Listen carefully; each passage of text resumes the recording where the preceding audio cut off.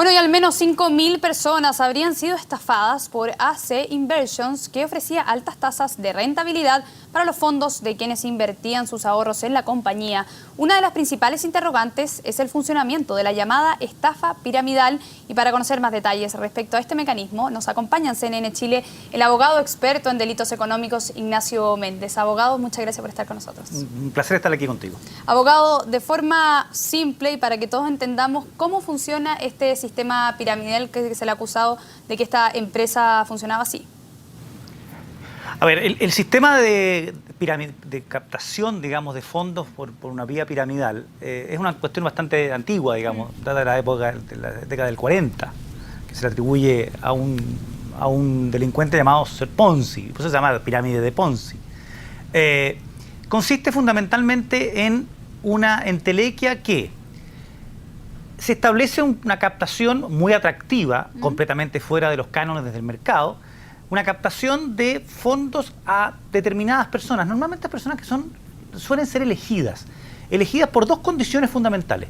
Una, que es que tengan fondos importantes, y dos, que poco a poco se estén dispuestas a incorporarse a la difusión de las buenas perspectivas y de los buenos logros que han obtenido en esa pirámide. ¿Por qué?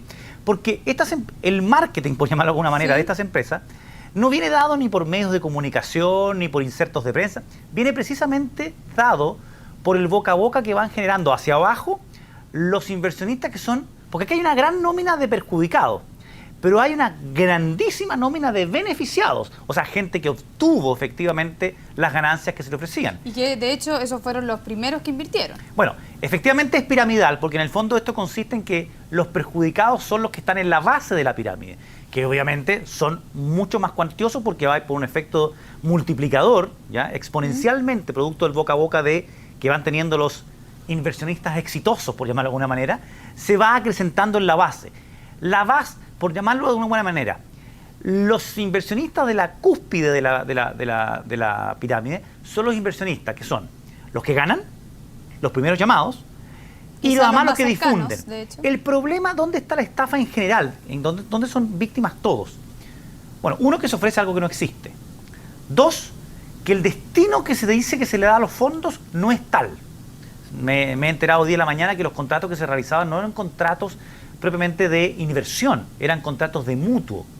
Es decir, ¿qué significa eso? Es decir, que los inversores, en vez de ser un contrato de inversión, que valga señalar que la palabra inversions ni siquiera es una traducción de inversión, que es investment. O sea, ni eso es serio. Claro. Pero para eludir el hecho de que hubieran estado ellos haciendo una inversión, porque eso los obliga a la persona que recibe un dinero para inversión, el destinarlo a una inversión.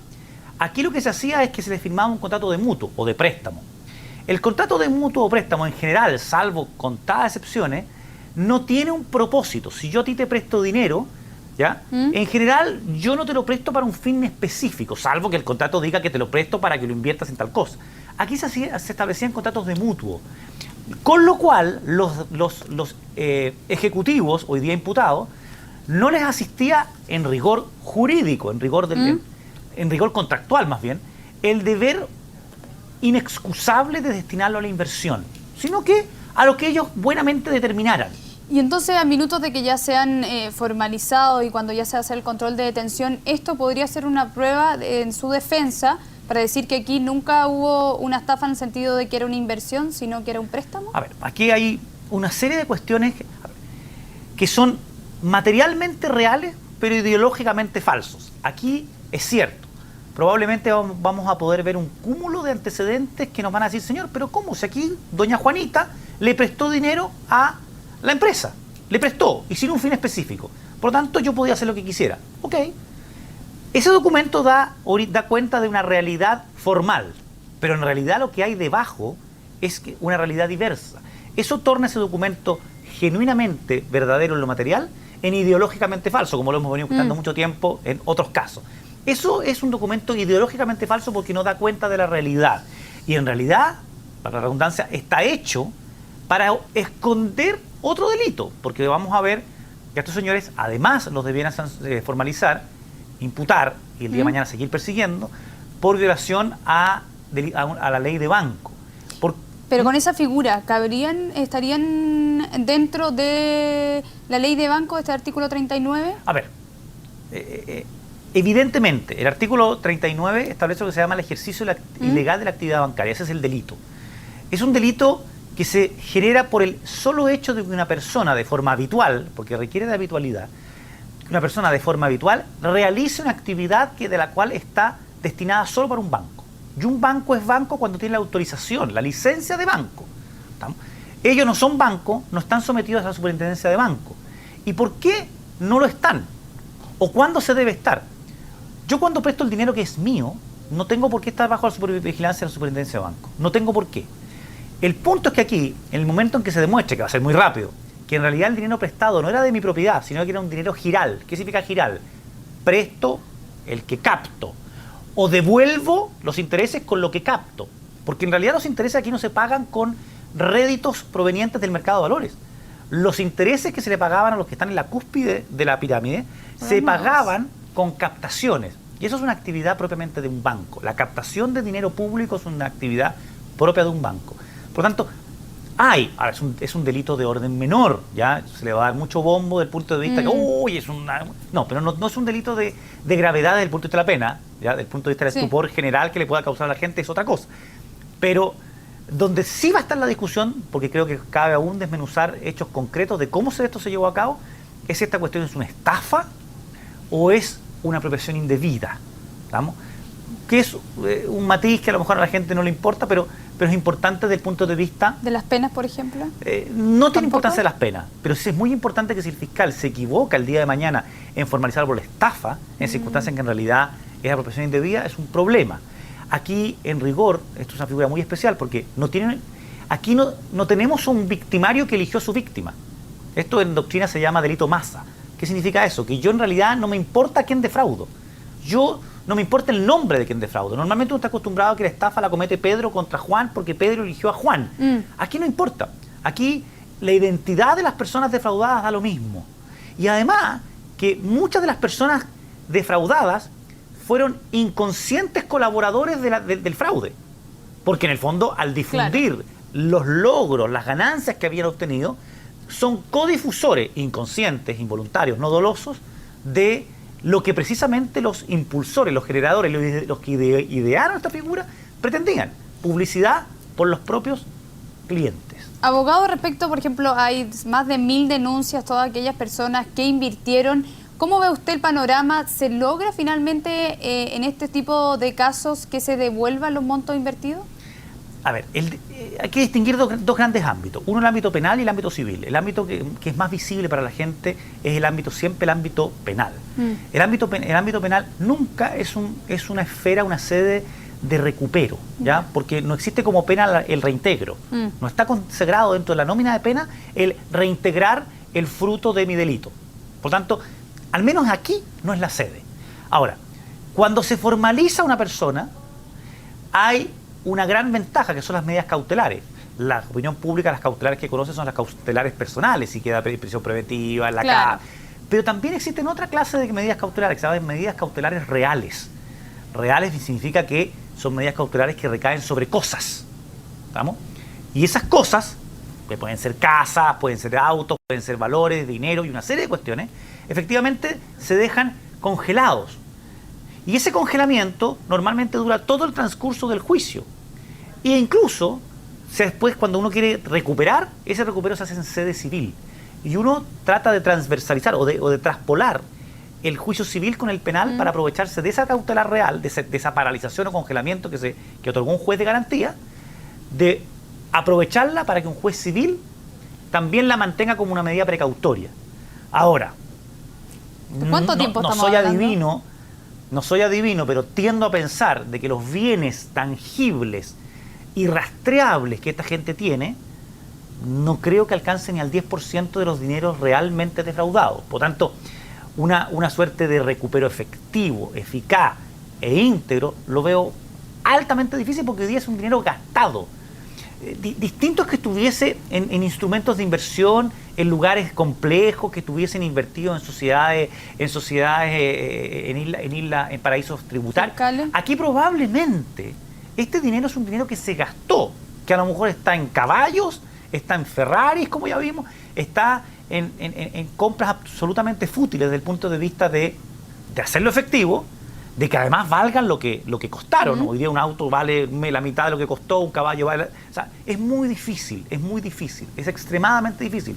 Y porque además, tengo que ser bien franco, las acciones penales son en contra de estas 3 personas, pero la acción civil, en realidad, es contra la empresa.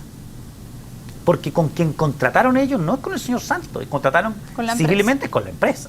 Entonces, es una cuestión muy técnica, a la cual la verdad le veo pocas perspectivas, pero con esto no quiero decir que la gente no se querelle, ¿verdad? La gente debe querellarse, debe hacerse parte.